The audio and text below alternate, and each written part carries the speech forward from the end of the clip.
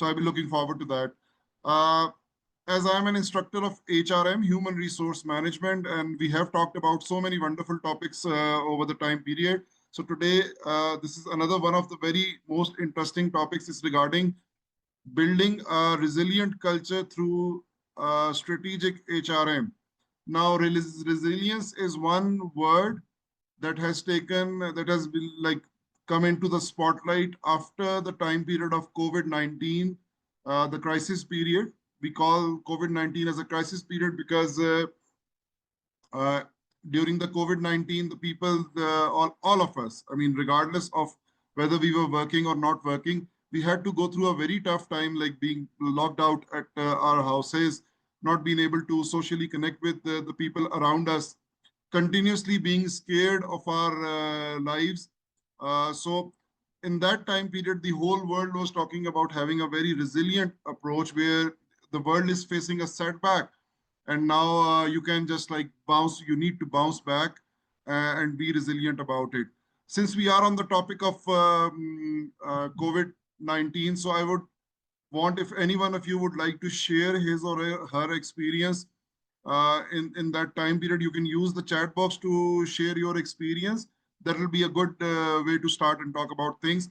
Uh, all right. So when it comes to resilience, it is about fostering adaptability, agility, and strength within the organization. So what has HR got to do with it? We are going to discuss it today. Why is resilience important in the workplace? It is the ability to adapt and thrive amidst change and adversity. Since we understand that the organizational business environments are very complex, they are very, I would say, that they are changing on a regular basis. So the individuals, they need to adapt accordingly for that. So as as as a member of an organization, the HR department needs to make sure that all the uh, cultural factors, all the environmental factors, they are into the place and they are focusing towards adapting to that change which is coming their way. Now, change is something that is very common, but very, I would say, something that is a big part of an organizational environment. So, in order to respond to that, the organizations, they need to be very resilient. And when we talk about organizations, we are talking about humans. So, human resource management department basically is largely responsible to ensure that they adapt a resilient approach. They use the concept of resilience in all the key HR functions. If you can recall, we have talked about the HR functions a lot.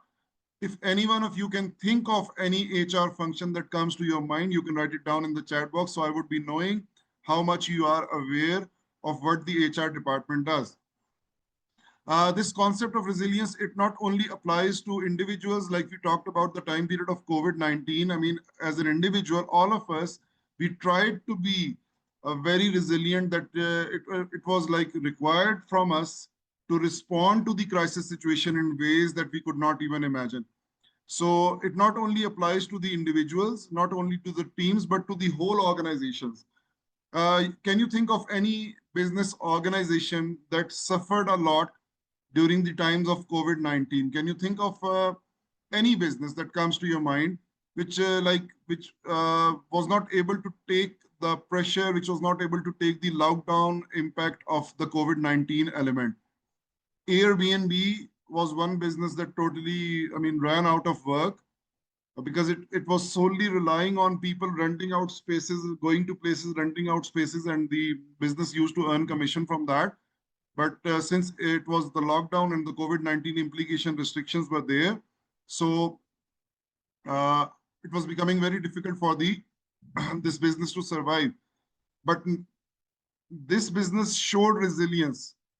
After the COVID-19 restrictions, this business has adapted, it business has evolved, and it has shown resilience. It has bounced back from that difficult time period. I would encourage that in your spare time, please go through the case study of Airbnb and how was it able to manage the crisis that it encountered. So let us talk about the complexity of the business world. There is a keyword known as VUCA, VUCA. Like the business environment is very volatile, very uncertain, complex, and ambiguous. Like we don't know what is coming.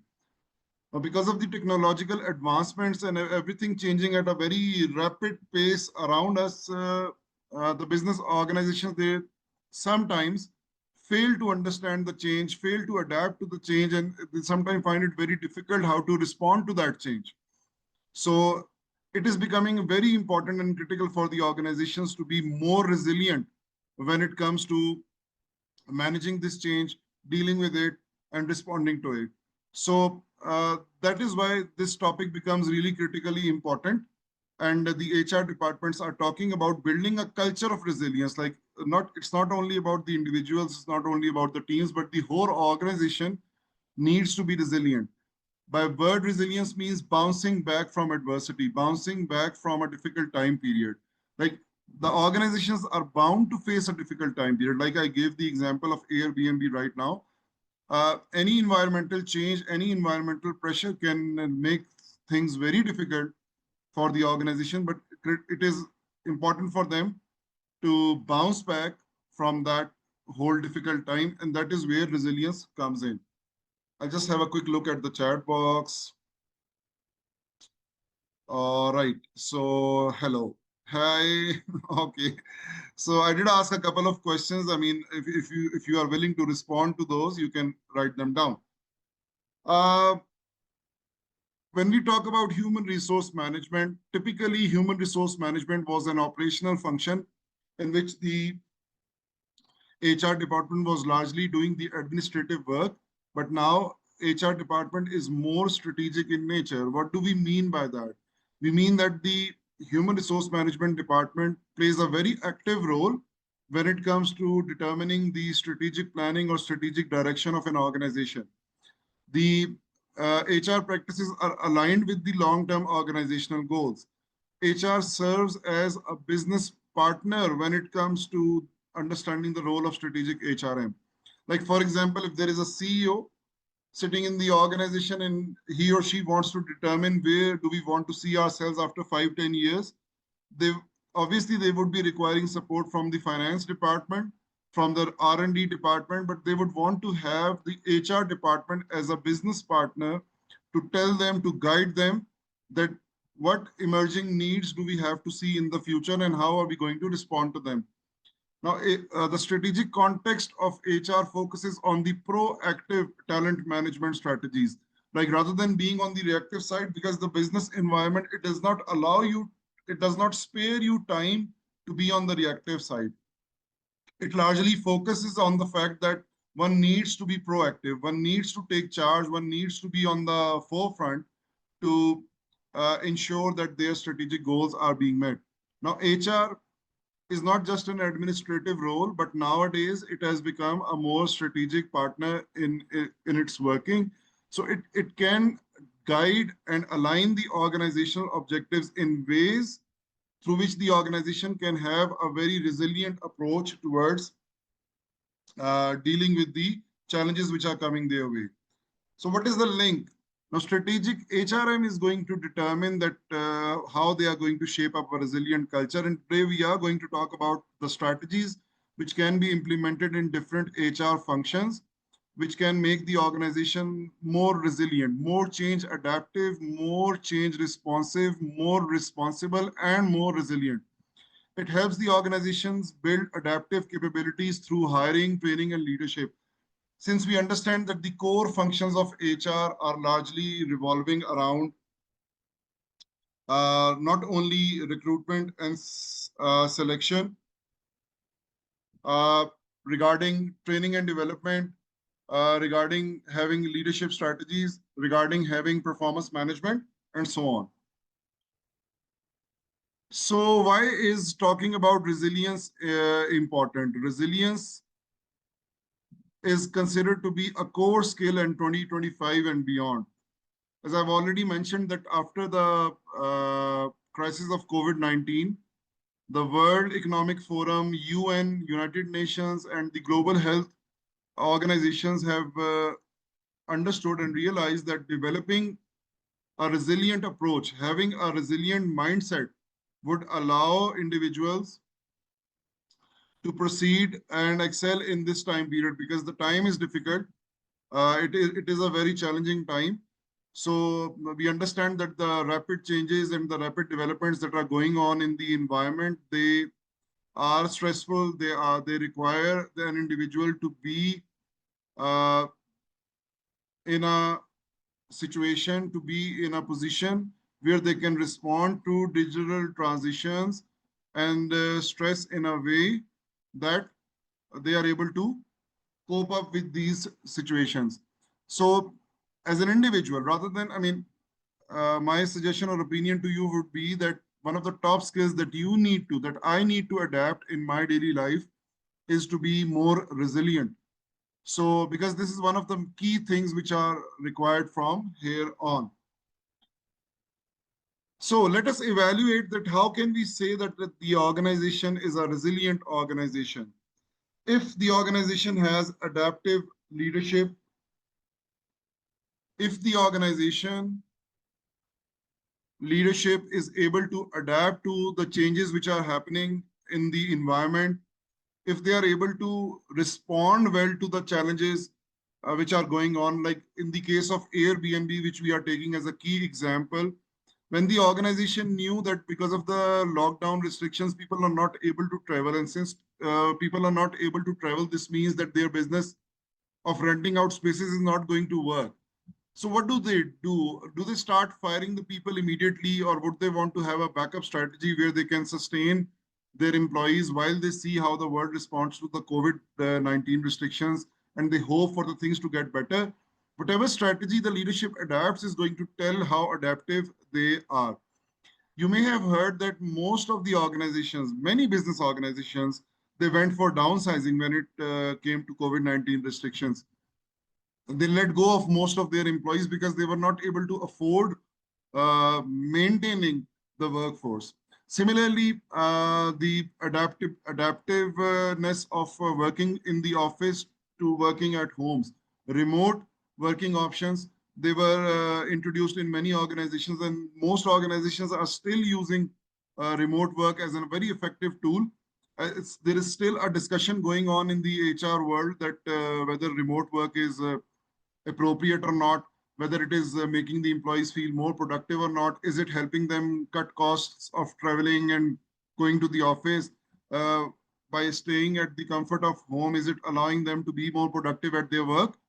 Similarly, an organization can be called a resilient organization if they offer psychological safety to the employees. Now, this is a very important and integral factor because the employees, they need to feel safe when it comes to working in an environment where they know that their psychological well-being is being taken care of. What do we understand by psychological well-being? I would need to hear from the audience. You can write it down in the chat box that what do you understand by psychological safety or psychological well-being? My understanding of this is that the work in itself should not be causing burnout or anxiety or stress to the employees. It should be challenging in nature. It should be more enjoyable.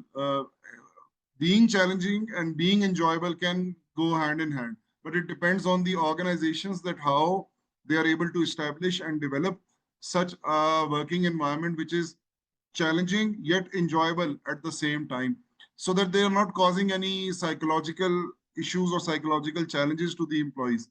Uh, Working in high pressure environments, it can create some resistance, some hesitance, or some issues for the psychological health of the employees. So a resilient workplace, a resilient organization would always make sure that psychological well-being and psychological safety always comes first. Uh, Another thing is regarding the continuous learning. A resilient organization is not only adaptive to change, only it doesn't only focus on the psychological safety, but it continues to learn, grow, expand. It continues to adapt. Continuous learning, a learning organization is a wonderful concept because, having a set of core values, having a clear clarity of mission and vision, and still continuing to be open-minded and to learn about the new things that are happening, shifting or adapting new methodologies to work. just like the example of remote work. Now, the organizations which were hesitant to opt remote work as an option, they did not succeed. Like in the case of our educational institutes, like I am a university teacher, so it took us around 6 to 7 months to actually adapt to the online teaching, and it was a very difficult transition.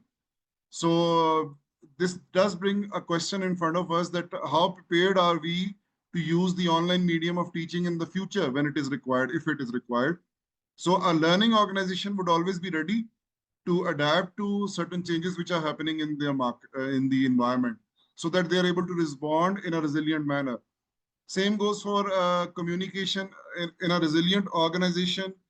There is always open communication. They encourage and appreciate the employees to participate, to share, and they provide the forums and platforms to the employees. All wonderful organizations who are considered to be as top companies to work for these days, like Google, like Microsoft, like Airbnb, even like Patagonia. Uh, they all these organizations, they encourage open communication. They encourage their employees to share their opinions regarding the things that are happening within the organization, because it doesn't only build trust among the employees, but it enables them to be more resilient. So let us talk about the HR functions. If anyone has any question, you can use the chat box to write down your question, because we still have around 35 minutes to go. I may not have time for question answers today, since I'll be leaving sharp at 11 a.m.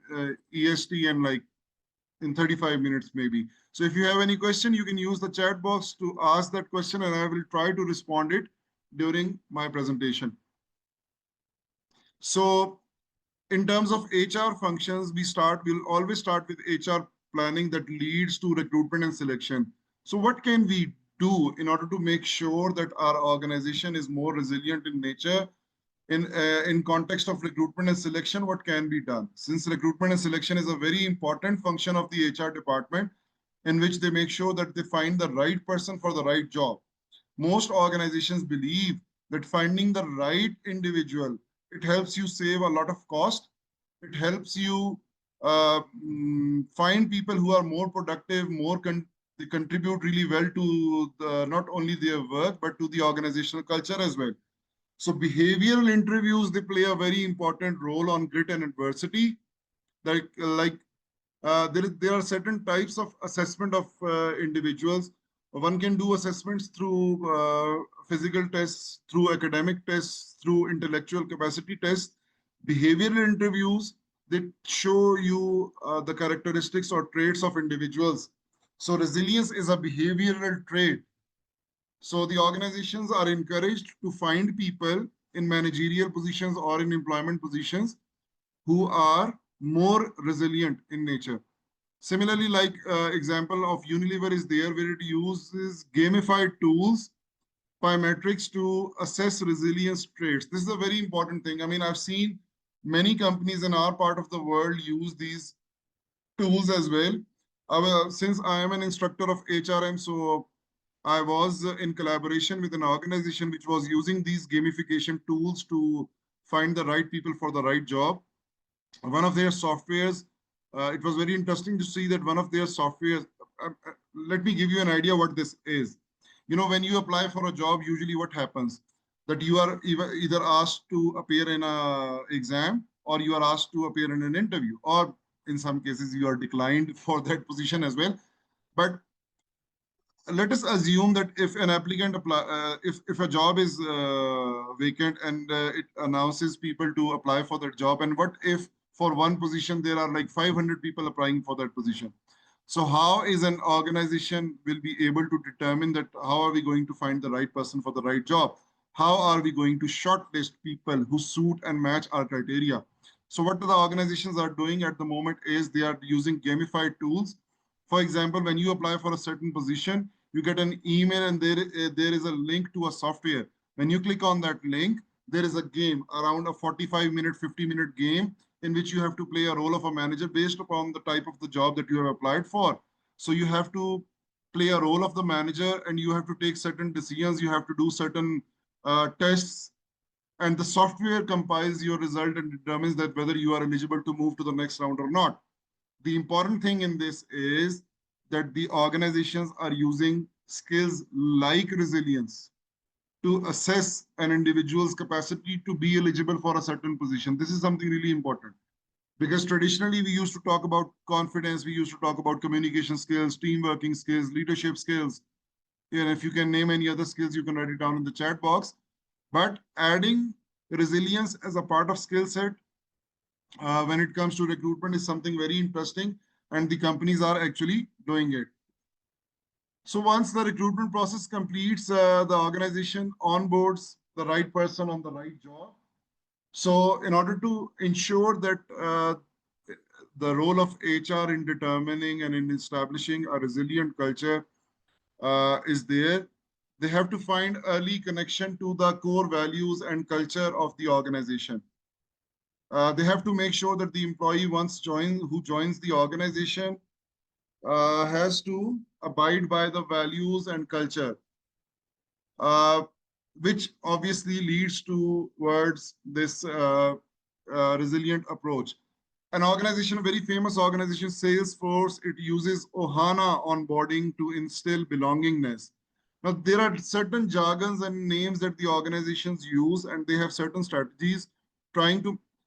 In most organizations, I've seen that onboarding is a very simple orientation and socialization process. Now, what they do is when an employee is inducted in an organization, they just set up a one-day event, maybe, or they set up a mentor in the organization who is supposed to meet and greet the newcomer, and he or she is going to guide them to meet other people and so on. But in companies like Salesforce, they have a clear-cut plan regarding onboarding because they want their employees to be productive as early as possible. And they want to make sure that the organizational core values and the feeling or the understanding of the culture is there. Culture is so critically important for successful organizations. Let me give you a quick example. There is a company called Zappos, an online shoe selling company, which is very famous for its unique organizational culture. And they value their culture so much that whenever they hire a new employee, after a couple of months, they offer the newcomer, the new employee, $2,000 to leave the organization if he or she wants. Just think about it, that why are they doing it? Whenever they hire somebody who becomes on board, who joins the organization, after a couple of months, they ask the employee that if you want to leave the organization, we are going to give you extra money to leave.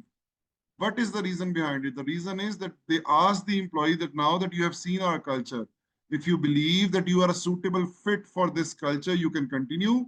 But if you think that you are not a fit for this culture, if you believe that you cannot contribute positively, so we are actually giving you an incentive, we are actually giving you money to leave the organization. All right. So that shows that how important the organizational culture is. So in context of resilience, the good organizations are using wonderful strategies. Just like Amazon is using is upskilling program, which empowers the workforce to adapt to new rules. We understand that HR department has to make sure that there is some kind of continuous learning and upskilling program which is being run in the organization. It is the responsibility of the HR department to make sure that the employees are being developed, that the employees, they get to learn new things, they tend to adapt new things, and they are able to respond to the new challenges which are coming their way. So Amazon is a very renowned company, a very wonderful company. I guess it's one among the leading top 10 companies which are earning a lot in terms of their revenue. So it focuses a lot on upskilling of their employees. Since resilience is also a core skill that needs to be developed among the employees, so the organizations are making sure that they upskill their employees, and they are embedding resilience in a way, in a manner that adaptability is there, that if the employee is given an option to work in different job roles, so he or she would be more willing to he or she will be having more resilience skill in them. This is the case with Google as well. Whenever they hire an employee, they make sure that the rotation strategy is being followed. by rotating the employees in different job roles or different positions, they try to make sure that the employees are able to build the skill of resilience in them. So it encourages lifelong learning mindset as well. In terms of continuous learning and upskilling, the employees, they feel that it is going to be a long and continuous process in which they will learn things which are going to make them more improved and more multi-skilled, I would say. Because being multi-skilled and working in different capacities, it means that the employees become more adaptive to change, they become more resilient, and they are like less prone to feeling failure as something that which can really affect them. So since we are talking about failure, how many of you are afraid to fail? And if you would, if I ask you, would you write down in one sentence that what is your fear of failure? I would want you guys to write down in one sentence that what is your fear of failure. And by writing it down, obviously it's something confidential, but once you let it out, you know what you are dealing with. So things then become easy for you. So there is a question by Sunil Filongin. I hope I'm taking your name right. If yes, please let me know that in a world that turns out with wars, how can someone build resilience and confidence within an organization? Wonderful question indeed. Very challenging, very difficult but the thing is that what other option does the organization have? If your organization is working in a country where there is war, where there are issues, then what other option do they have than to be resilient? Because this is how it is. So it is very critically important for the organization to be even more strong. Some wars are life-threatening. In some countries, there are economic wars. In some countries, there are some other issues, prolonging issues which are going on. So organizations, they sometimes find it very difficult to excel and proceed. But what makes them resilient and confident is their ability or their ability to ensure that their strengths and their resources have been adequately worked on. There is another opinion from Nicole that failure can be embarrassing. However, I strive to learn from it. That's a wonderful, wonderful, wonderful suggestion. Let me give it a thumbs up. I think failure is something pretty natural, and it's not, I think that failing is not an issue. Not being able to bounce back that failure is an issue. I mean, not being resilient is an issue. That is why we are talking about it right now. Failing is all right because, you know, good managers will say that there is no such thing as a bad decision. All decisions are good decisions.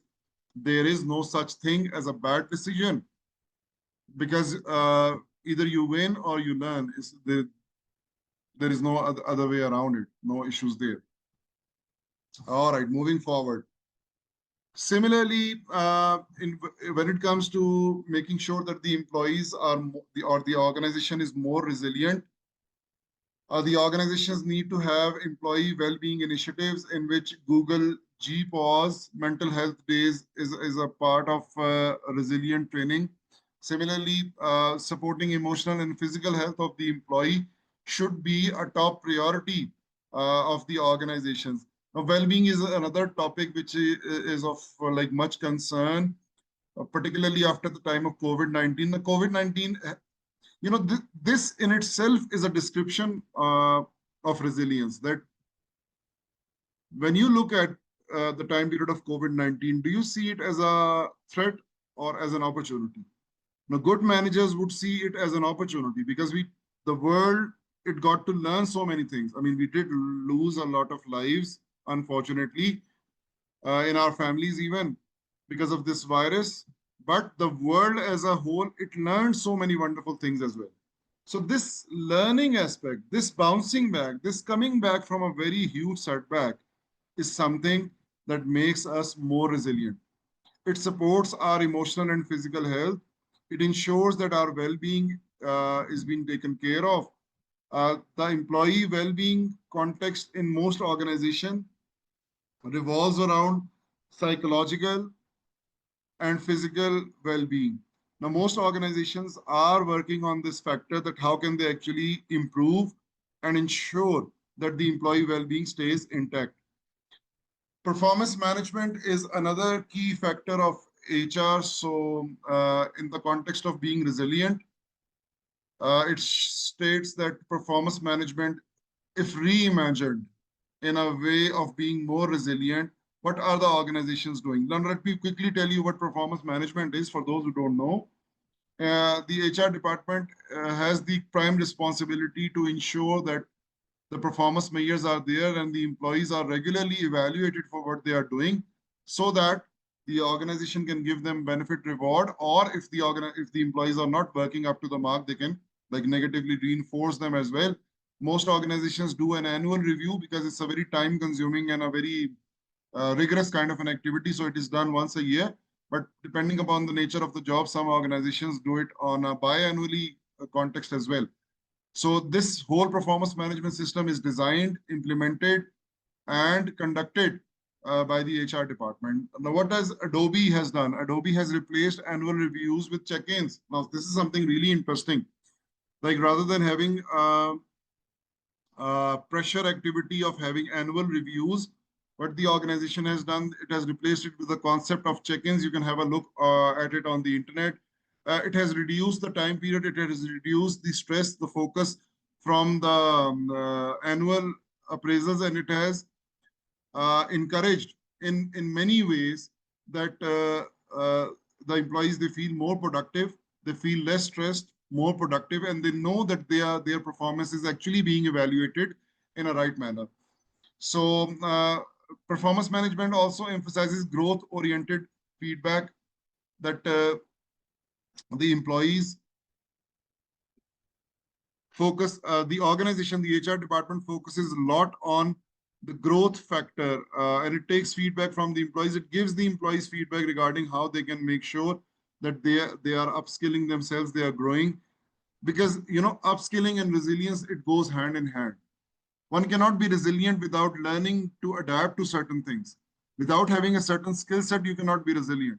In an organizational context, without having a skill set that enables you to proceed in your career, you cannot be resilient.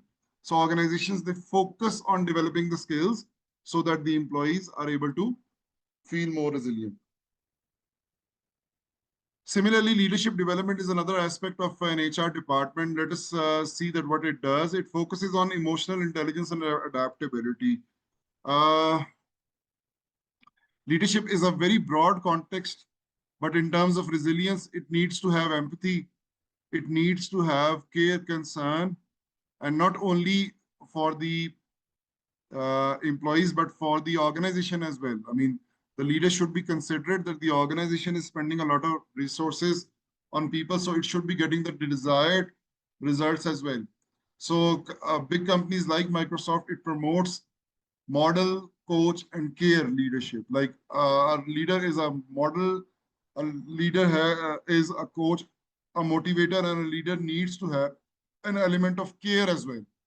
Now, these are the things which one feels very inspiring to listen to, but these are very difficult to practice. But big companies are trying to make sure that they build a culture around these core values, where the leadership is seen as an entity that promotes projects, encourages growth, rather than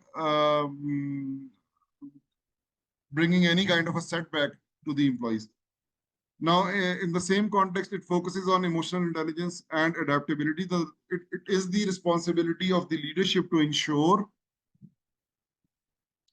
that the employees, they feel that they are being taken care of. They feel that they have a sort of mentoring or coaching element going on for them. They feel that they are being encouraged, they are being appreciated, they are being developed to take on the challenges which may be coming their way. Now, there is another important aspect of HR, which is diversity, equity, and inclusion. I hope that you know what it is. A diverse workforce is where people from different backgrounds, different genders, different mindsets, when they work together, they bring a challenge and an opportunity as well. So the organization needs to treat them equally and needs to make sure that everybody is included in what they are doing. This is also a very trending kind of a topic in the field of HRM.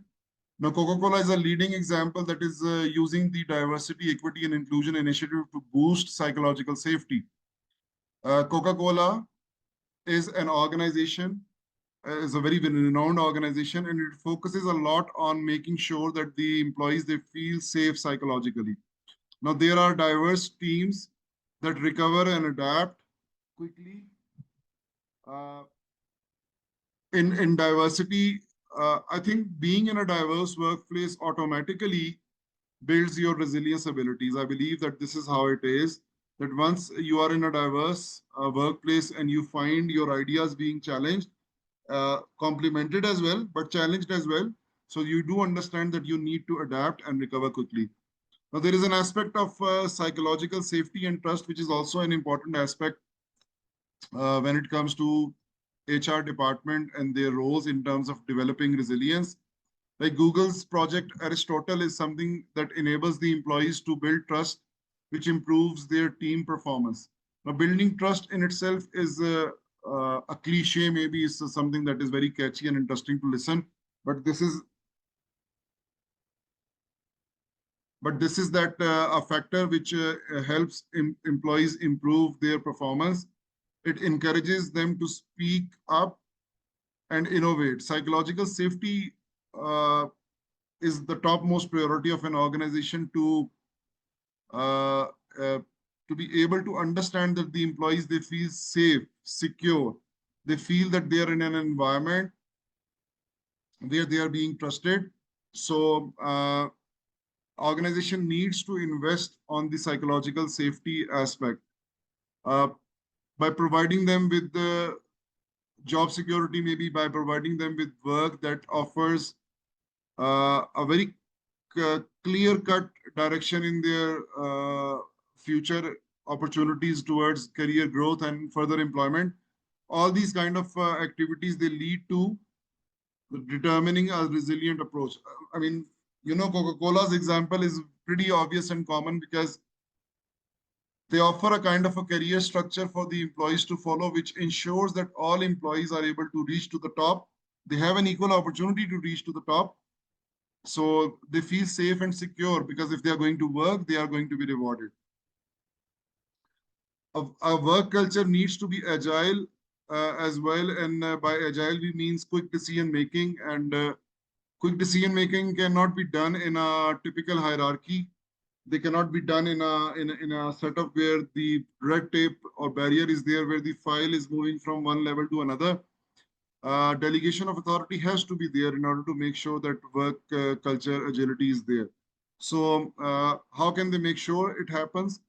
Uh, Spotify is a very good example of such organization that offers a squad-based agile model in which team can be named as a squad because the organizations they like using jargons and titles for to make things more interesting for themselves and for the listeners. So empowering the teams, delegation of work, empowering the teams, enabling them to take decisions. It not only builds resilience, but it also develops future leaders as well. We may ask ourselves this question that how are organizations able to develop future leaders? So one of the best strategies that the companies can follow is to delegate the work. Once the work delegation is there, then everyone gets an opportunity to do something unique, do something special, and grow. Similarly, crisis preparedness is one thing that organizations can initiate and promote within their environment, which can make the organizational environment more resilient. I've given you an example of Airbnb's pandemic pivot, where there was cost reduction without Airbnb restrained from laying off employees for a very long time, and it bear the costs of paying the employees.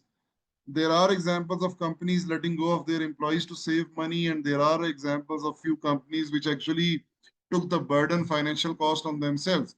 And you may have seen inflation after the restrictions were lifted because now the companies are, I guess, recovering. Because I studied in a case study that companies like Southwest Airlines, they did not lay off the employees in the COVID-19 period, but since the flights were not going on, So their airline model was not working. So how are they making money? They were just like spending money. And now, after the restrictions have been lifted, they are recovering that money by making things more relatively more expensive for the employees, for the sorry customers to buy. So reinvention of a business model can be another aspect of crisis preparedness. Firstly, the organizations need to understand that preparing for a crisis is something that they should be ready for. I mean, crisis is something that can happen at any time, and the COVID-19 pandemic period has told us this thing. So a mindset of crisis preparedness is something that is very critical. So employee voice and feedback loops is another aspect which can be developed by HR department to make sure that the resilience culture is there. A good company like Ford uses call tricks to gather real-time employee feedback. I believe this is one of the most effective strategies because you need to know what your employees are feeling. Once you get to know what they are feeling, only then you are able to improve upon your working. So the companies who are giving their employees a voice, who are sharing this concern with their employees that they need to share their opinions and give feedback, they always are able to develop a good feedback culture. We have around 10 minutes to go in this session. I would encourage if you can write down your questions if you have any, because unfortunately today I would not be having extra time for the questions because I have to take another meeting after this one. I apologize for that, but you can still write down your question or later on you can send me an email or contact me and I will be able to respond to you. All right. So the another factor regarding resilience in the workplace is work-life balance and having hybrid work models. Now, HubSpot is a company that offers flexible remote hybrid policy. Now, this is something very interesting because typically the organizations, they focus largely on the timings. I mean, 9 to 5, you have to be there at the workplace. Now, flexible timings concept was introduced even before pandemic, that the companies, they started encouraging employees to take time according to their own will and determine on their own choice that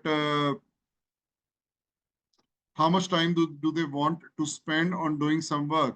So because the companies were more concerned about the outcome rather than people spending certain amount of hours.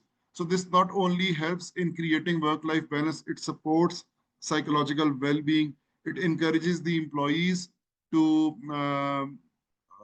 to feel more comfortable, to feel more agile, to feel more adaptive. It contributes towards overall resilience. There is a case study of Netflix which you can see, which you can study later on after this class, that there is a culture of freedom and responsibility. This promotes resilience. How? If I have to ask you a question regarding this session today, I'll ask you that how can uh, freedom and a culture of freedom and responsibility contribute towards creating resilience in a workplace? If you have the answer for this right now, then you have made sense of the last 45, 50 minutes that we have been communicating. Similarly, having high trust and adaptability to market shift. And Netflix is working in a business in which every day they need to do something special, they need to do something different, they need to do something unique to make sure that their business sustains. It's a very high challenging work because the type of content that they are creating, the type of content that they are buying, that they are showing to the customers, it is a very challenging task because they have to, it is not a one-time buy because it's not like a one-time purchase that someone does and they feel happy with it. Then companies like Netflix, they need to keep their employees engaged. There is another example of Tata Group, an Indian company which is famous for its resilient approach and purpose-driven values. Uh, in the times of COVID-19, a very crisis time period, Tata Strive was a concept that they used, Strive, STRIVE, to support their long-term vision and to encourage the people to hold on to the core values and to stay intact with the organization and to ensure that they are resilient. How do we measure a resilient culture? There are certain metrics like employee engagement metrics, well-being metrics, turnover. Like if there are a lot of employees leaving the organization, this clearly shows that they're not happy. All right. So if they are able to learn and be agile, and if they are fully engaged within the organizational working, if their well-being surveys are showing that the employees are psychologically and physically happy, their well-being is intact, then everything is all right. Similarly, there are certain tools like Glint, Culture, AMP, Qualtrics, and there are so many other tools that different organizations are using to measure the resilient culture. What did we learn today? We learned that HR can play a very significant role when it comes to fostering resilience within the organization in all levels. And resilience is something that we learn, and it can be communicated throughout the organizational setup through some strategic moves that can be taken, that can be done by HR department. So let us promise, let us commit to ourselves today that apart from all the other wonderful skills that we are learning, we will learn to be more resilient because we are ready to take up the challenges that are coming our way. We are ready to bounce back from adversity. We are not afraid to fail because we know that we learn from failures. So what HR leaders can do, I think this is probably the last slide, that they can audit their current policies, they can evaluate what the organization is currently doing, and they can embed resilience in the HR practices, and they can train leaders and measure the progress as well. My final quote on this is that resilience is not about bouncing back, it's about bouncing forward. I guess this is going to sum up what we did talk about today, that if you are able to bounce back from your failure, if you are able to move forward, then it means that you are successful. So